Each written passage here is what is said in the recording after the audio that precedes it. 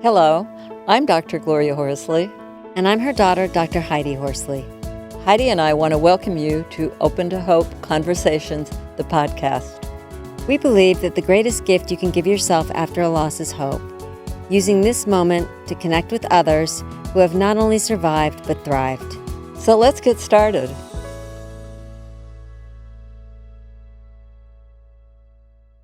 Welcome to the Open to Hope Show. I'm your host, Dr. Gloria Horsley, with my daughter and co-host, Dr. Heidi Horsley.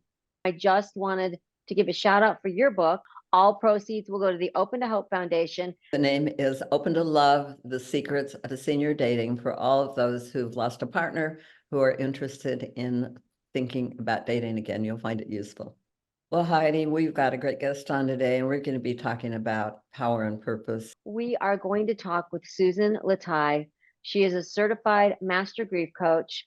Her son died at 28 years old of glioblastoma. Susan offers a one-on-one 6-week intensive coaching program where she will help guide you in writing your story in order to feel lighter, find a sense of peace and happiness again. Welcome to our show, Susan. Thank you. It's great to be here. Now, Susan, you're on to 3 books, but you've written your second one. Talk a little bit about your journey. That was a little bit of my journey. So the books that I created are in anthology series. So not only do I share my story, but I also have stories of 10 others in my first book. I thought it was just a great way to help others in knowing that there is light at the end of the tunnel when you lose somebody so dear to you. And when I was newly grieved, I didn't think that there were enough real stories out there that I could relate to. So I wanted to offer something that others could relate to, especially if they're not in a place where they want to talk to others or they want to reach out for therapy or go to group. This is a very non-invasive way or where they can just read a book and be offered that hope and inspiration to, maybe even it is just to get up the next day. You are the author of the anthology series, Shining a Light on Grief. I have 2 volumes of that. I know that you have found peace and acceptance over the loss of your son. And I want to know how you do that, because I know so many people are looking for those 2 things. Well, it's been a journey, like anything. It's life is a journey. And after the loss of my son, I really had no idea what to do.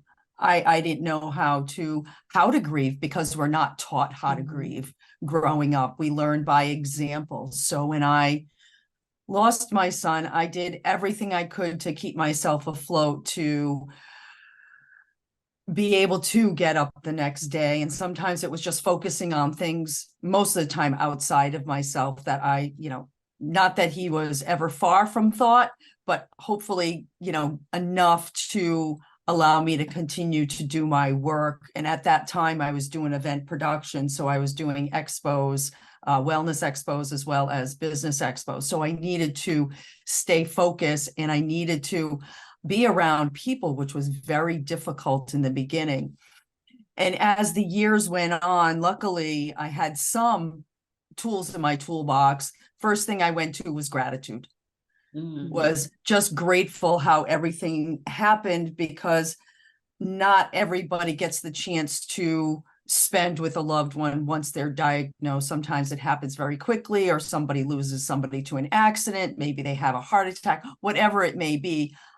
I was grateful that I had those 2.5 years with him. He lived a long time. Was it glioblastoma? Well, he wasn't originally diagnosed with glioblastoma. It turned into glioblastoma over the course of a few years. 2.5 years, yeah. So just being able to be his caretaker, and just being the only one in his hospital room when he passed. I mean, it was such an honor, because his dad and his stepmother literally walked in like 5 minutes later. So to have been the only one there and be able to sit on his bed with my hand on his heart and really say my goodbye, it was, it was something for me to be grateful for. So that was the first thing. And over the years, as the years went on, I learned while I used to do a lot of journaling, it was really difficult to do after he passed. And once I decided to start writing again, that took off such a huge burden, I felt, off my heart, off my ability to be able to cope and handle and live life, find those pieces of happiness. I don't think there's ever one thing, and I don't think there's ever one thing or several things that are right for everyone.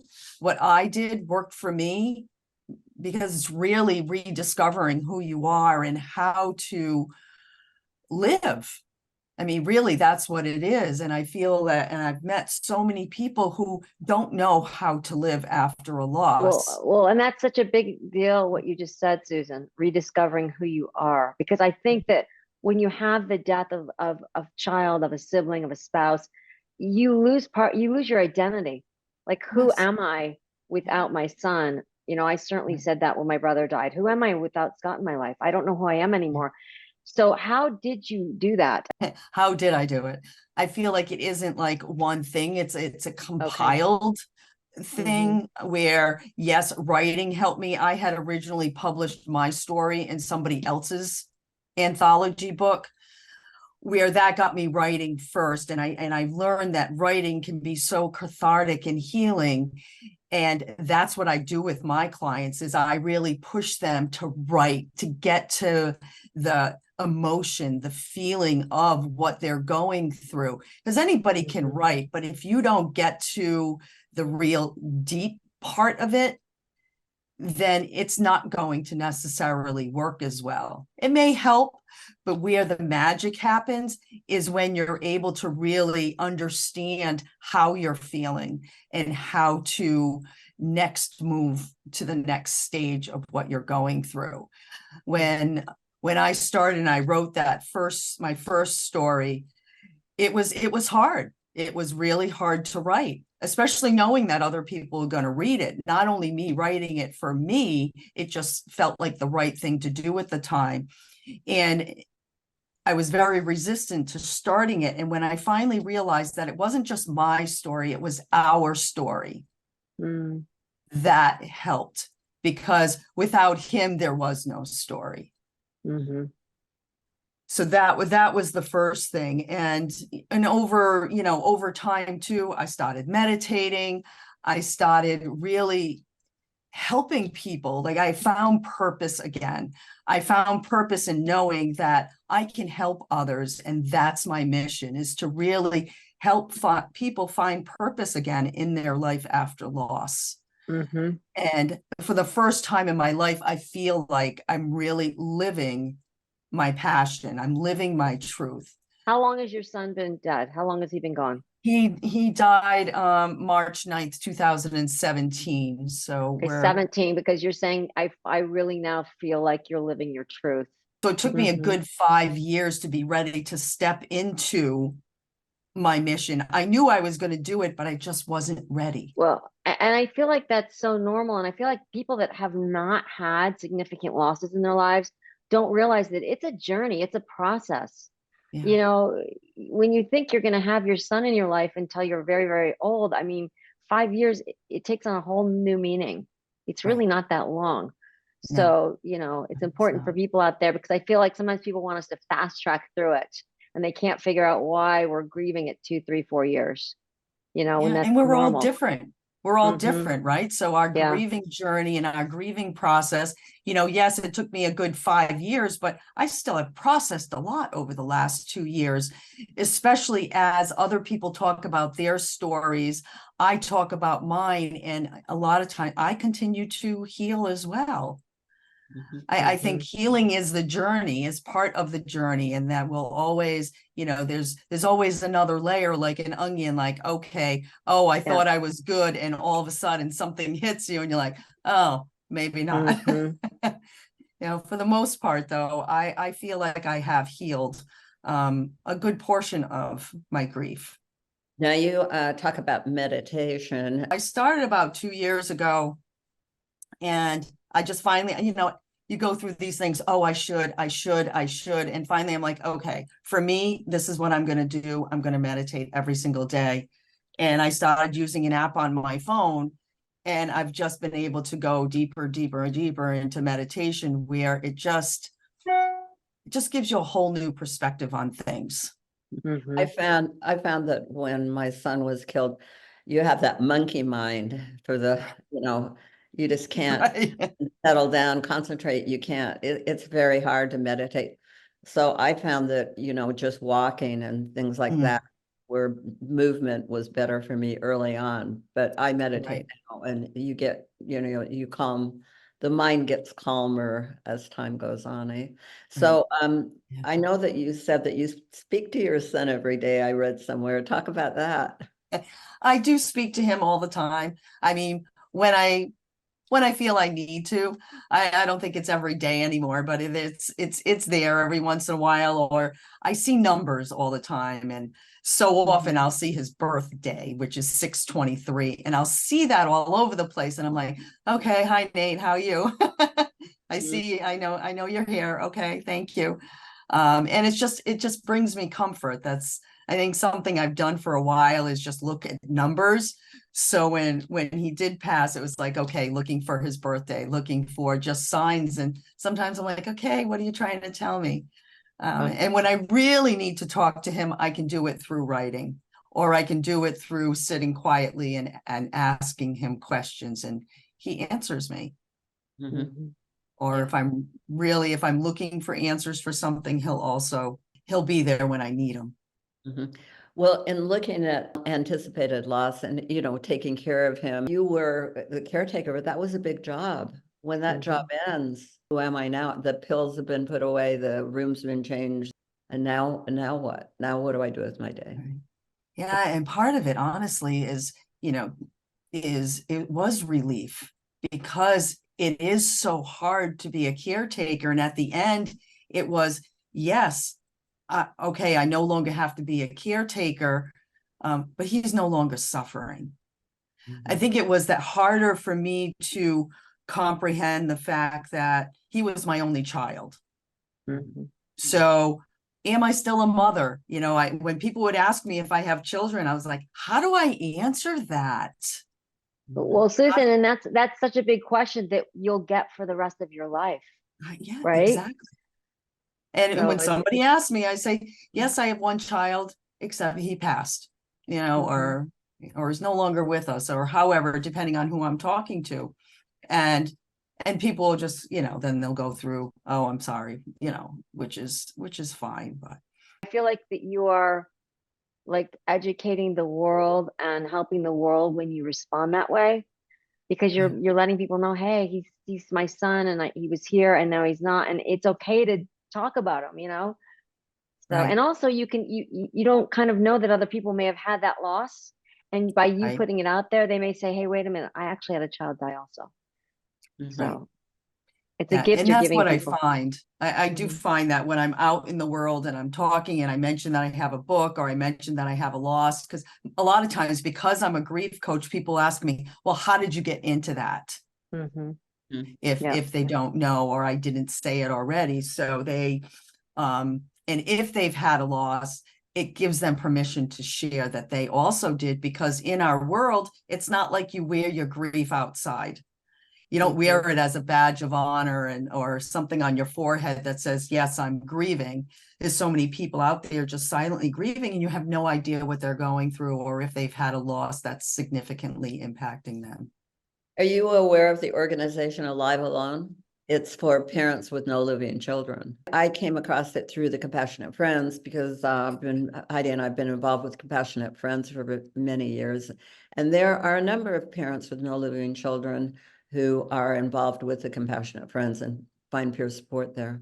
Because your son was ill and sick for 2.5 years and dying basically at the end, was there anything that you learned from him? He was so generous. He had a huge heart, that he still, even when he was sick, he focused on everyone else and Wow. how they were doing. He has an aunt, and she lost a daughter. So he lost a cousin when he was like 13 years old. And on Mother's Day, every year he would call her And even when he was sick, he still called her and wished her a happy Mother's Day and asked her how she was doing. Wow. So it was never about him. It was always Mhm. about other people. So just to watch that and to realize that was big.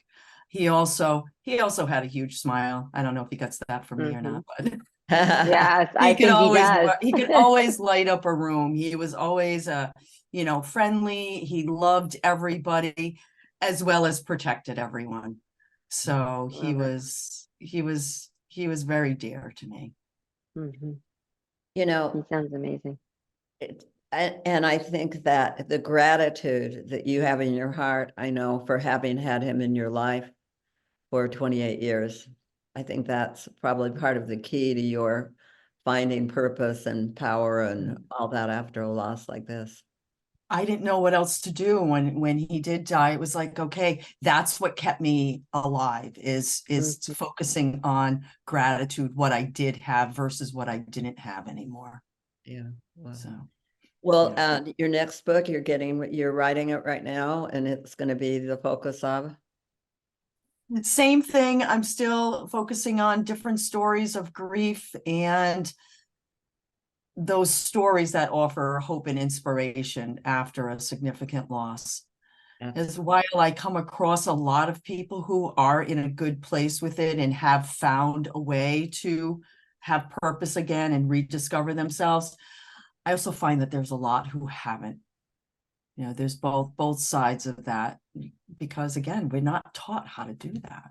So it's Well, I'm glad you're an inspiration to those people who are looking for power and purpose, and we thank you. appreciate that, and we appreciate your being on the show today. Where can people get your book, and give us your website? You can get my book on Amazon, and my website is Shining a Light on Grief, bringing a dark subject into the light. I like that end of it, Fran. Love that. Well, thank you again for being on the show and for all the wonderful work you're doing for your son. Oh, thank you so much for having me. Yes. And what's your son's name, Susan? Nathan. Nathan. Okay. Well, thank you so much. Like my mother said, for all the hope you give others. And I know that Nathan is your guiding light. Absolutely. Thank you. Thank you. Thank you for watching the show today. And Heidi and I always want to remind you, if you've lost hope, please lean on ours until you find your own, and God bless. I'm Dr. Heidi Horsley. You have been listening to Open to Hope, the podcast. You can follow Open to Hope on Facebook, Instagram, and Twitter. To learn more, visit us at opentohope.com and go to Apple Podcasts to subscribe. I'm Dr. Gloria Horsley. Join us again next week for another Open to Hope conversation, where we invite you to lean on our hope until you find your own.